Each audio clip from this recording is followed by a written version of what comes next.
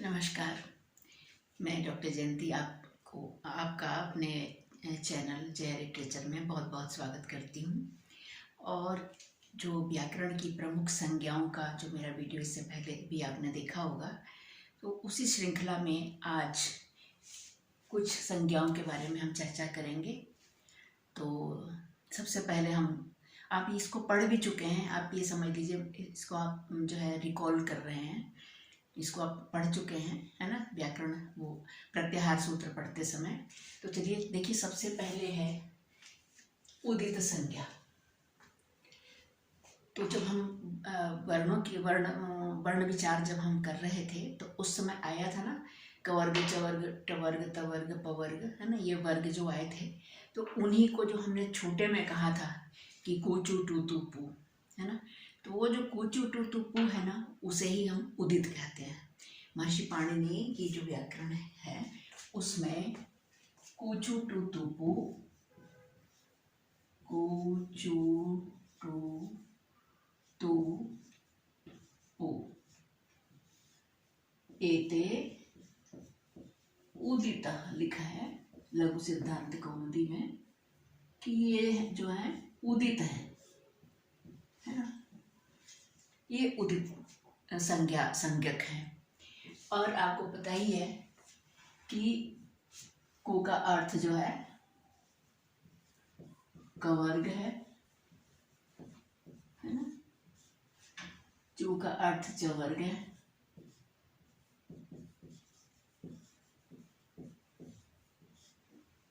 To का अर्थ टवर्ग है।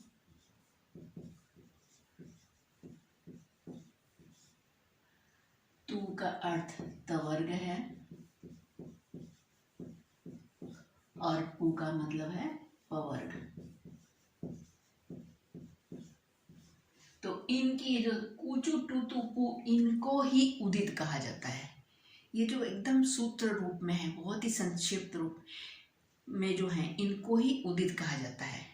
और अगर हम कहें कि उदित वर्ण, तो उदित वर्ण के अंतर्गत ये कूचू टू तू पू और इनके जो है संबंधित सभी वर्ग आ जाएंगे। और एक ये भी हम कह सकते हैं इस बात को कि ये वर्ग में जितने भी वर्ण आते हैं 25, तो 25 वर्णों का बोधक है ये कूचू टू तू पू। तो अगर परीक्षा में आता है कि कुछ उदित संज्ञक वर्ण बताइए या उदित किसे कहते हैं, तो आप कह सकते हैं कूचू टू तू पू एते उदिता, ये उदित है। इसके बाद संहिता संज्ञा। अब हम संज्ञा प्रकरण के बाद हम संहिता की ओर ही बढ़ने वाले हैं। संहिता का क्या अर्थ है? कहते हैं कि परः सन्निकर्ष संहिता। परः सन्निकर्ष संहिता।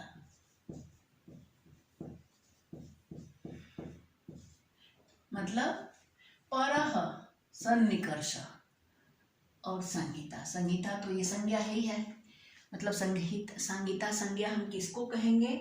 कहते हैं परः माने अत्यधिक, सन्निकर्ष माने समीपता, अत्यधिक समीपता।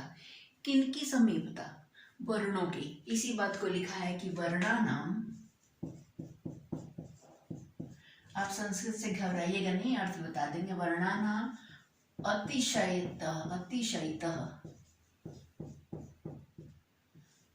सन्निधि संहिता संज्ञा स्यात्। संहिता संज्ञा स्यात् माने हो। वर्णानाम माने अक्षरों की, वर्णों की अतिशयितः माने अत्यधिक, बहुत अधिक, अत्यधिक।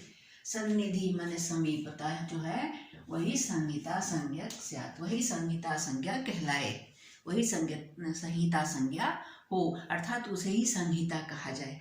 जैसे अब वर्णों में देखिए स्वर भी हैं और व्यंजन भी हैं, है ना। बिना स्वरों के व्यंजनों का उच्चारण नहीं हो सकता। तो अब आप तो पहले यही देख लीजिए कि व्यंजन बिना स्वर के तो उत्पन्न ही नहीं हो सकते, उनका उच्चारण जो है संभव ही नहीं है। तो उनमें कितनी समीपता है उन व्यंजनों में और उस स्वर में, व्यंजनों में और स्वर में कितनी समीपता है। और एक अक्षर से तो कोई कुछ बनता नहीं है, तो उसके लिए कम से कम दो जो है वर्ण होने चाहिए कुछ भी लिखने के लिए। सबसे छोटे से छोटा अगर पद बनाया जाए तो, है ना। तो उनमें देखिए फिर से कितने, फिर व्यंजन, फिर उसमें मिला हुआ स्वर, फिर व्यंजन, फिर मिला हुआ स्वर। और इसके बाद जब संहिता होती है, जब संधि होती है, तो इधर संहिता संधि जो है किन में हो सकती है संहिता। अब यहाँ प्रश्न उठता है किन में होती। तो स्वर और स्वर मिल सकते हैं, है ना। स्वर और स्वरों की संहिता या समीपता हो सकती है। व्यंजन और स्वरों की हो सकती है, और विसर्ग और स्वर की भी, और विसर्ग और व्यंजन की भी समीपता अत्यधिक होती है ना। तो इस तरह से क्या होता है, संहिता भी कितने प्रकार की हो गई, हम संक्षेप में थोड़ा सा जान लेते हैं। पहले हम इसका उदाहरण ही देख लेते हैं। अब जैसे देखिए राम शब्द ही है ना, राम है और ईश है ना, राम और ईशा है ना। तो अब देखिए यहाँ तो ऐसे तो व्यंजन में देखिए र में ओ मिला है ही है, अगर आखिरी मात्रा न लगाए तो भी। और इसके बाद म है, म में जो है अ है ना। तो ये तो एक पद बन गया, है ना। तो अब कहे पदों की समीपता। लेकिन जब भी संधि अर्थात मेल होता है, तो किसी न किसी स्वर और स्वर में होता है, किसी न किसी व्यंजन और स्वर में होता है, कहीं कहीं पे जो है विसर्ग और व्यंजन में होता है ना। तो ये स्वर, व्यंजन और विसर्ग, ये 3 प्रकार की जो है संधियाँ इसीलिए हो जाती हैं, है ना। 3 प्रकार की संधियाँ होती हैं। तो अब यहाँ पे जैसे आप देखें कि कैसे जो वर्ण है, यहाँ पे ई र है, रा, म, और म में जो अ है ना, और इधर जो है ई है ना, ईशा, है ना।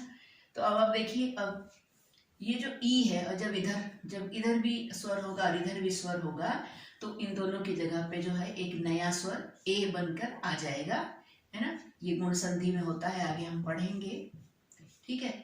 तो राम ए और ये श, तो खाली देखिए 2 स्वर अगर आ रहे हैं इकट्ठे, तो उनमें इतनी किसी न किसी रूप में वो अत्यधिक समीप होने की वजह से जो है जुड़ जाएंगे, और उसी जुड़ाव को ही संधि कहते हैं, है ना।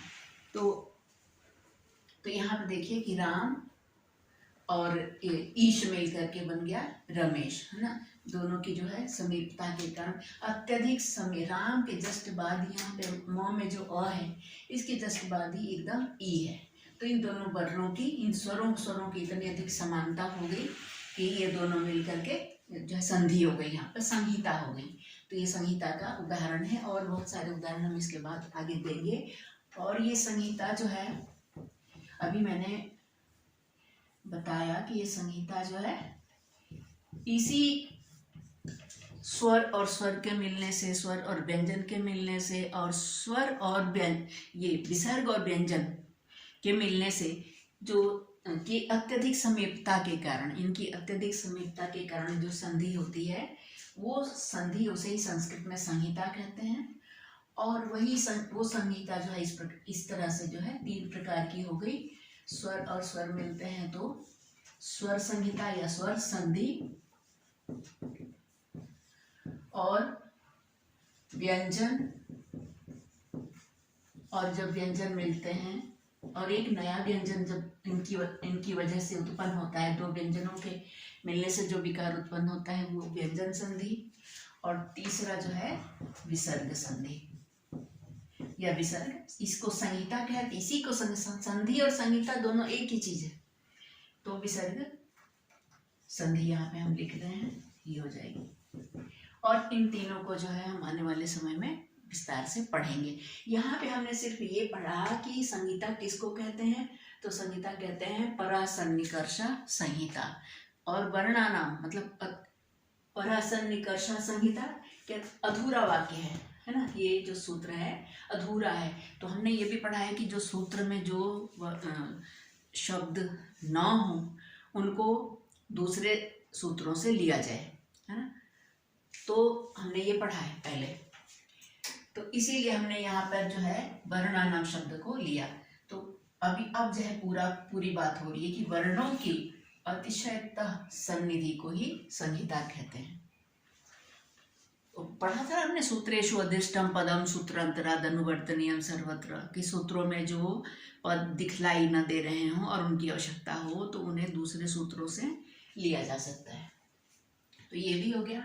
इसके बाद हम पढ़ेंगे संयोग संज्ञा। संयोग किसको कहते हैं? संयोग किसको कहते हैं कि वर्णों की जो अधिक जो है एकदम मतलब अजबी रव्यवहिता हल संयोग संज्ञा स्यु। इसकी परिभाषा लिखी है, देखिए मैं लिखती हूँ, अजबी रव्यवहिता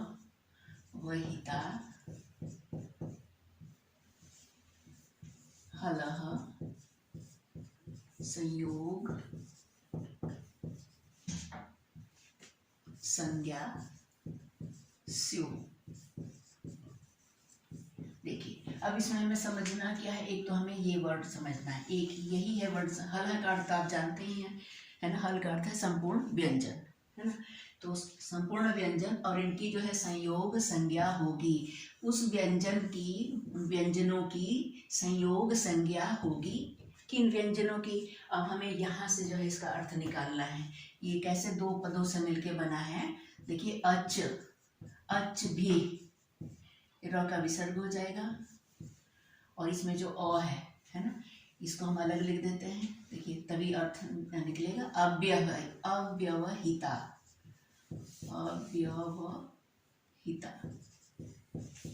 अजबी रव्यवहिता। तो अज भी का ये अच भी, अब कहना ये चाहते अच माने होता है स्वर। तो स्वरों से जो अव्यवहित है, स्वरों से जो बाधित नहीं है, अर्थात जिनके बीच में स्वर नहीं है, ऐसे व्यंजन जो लगातार आ रहे हैं, आसान भाषा में समझाती हूँ, और उनके बीच में कोई स्वर नहीं है, तो उस व्यंजन समुदाय की जो है संयोग संज्ञा, उनका संयोग होगा। देखिए कैसे, उदाहरण देखते हैं। देखिए जैसे ये अग्नि उदाहरण है, अग्नि। देखिए ये अ है, स्वर है। इसके बाद अगर हम इसको तोड़ें तो देखिए अ, ये इस प्लस ये ग आधा ग है ना, इसमें स्वर नहीं है, और ये न प्लस इसमें जो ई की मात्रा लगी है, एंड अगर हम इनको अलग अलग लिखते हैं तो इसको अग्नि, इसको मिला के हम मिलाएंगे तो बनेगा अग्नि।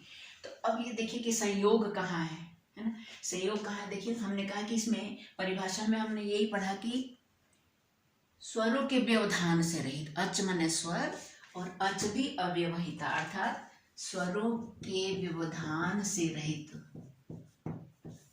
स्वरों के व्यवधान माने बाधा, व्यवधान से रहित मतलब बीच में स्वर ना आए। स्वरों के व्यवधान से रहित का क्या मतलब है कि उन ऐसे व्यंजन जो मतलब लगातार आए और उनके बीच में स्वर जो है मतलब उसमें ना आए, स्वर उसमें बाधा ना उत्पन्न करे, मतलब स्वर अपनी जगह ना बनाए उनके बीच में। तो यहाँ पर जो अग्नि है, इसमें देखिए ये तो देखिए स्वर है, ये अलग है, इधर अलग है, और ये जो ग है और ये न है, तो ये जो दोनों व्यंजन एक साथ आ रहे हैं, यहाँ पे हम इसको भी अलग कर सकते हैं। देखिए इसका भी हम स्वर निकाल देते हैं। नौ में जो है, नौ में तो वैसे तो ई है, अगर नौ को केवल नौ को ही अलग किया जाए तो नौ प्लस अ बनेगा कि नहीं, है ना, और प्लस ई। लेकिन यहाँ पे अ इसलिए नहीं लिखा है क्योंकि इस पर सीधे, इस नौ में सीधे ई की मात्रा है, तो इसलिए यहाँ पे अलग नहीं लिखा है, लेकिन केवल समझाने के लिए यहाँ पे लिख रही हूँ। तो देखिए ग और न, ये जो दो व्यंजन और इन दोनों के बीच में कोई स्वर नहीं है, तो इसीलिए इनकी जो है क्या होगी, संयोग संज्ञा। एक और उदाहरण देख लेते हैं, दूसरा है प्रयत्न। देखिए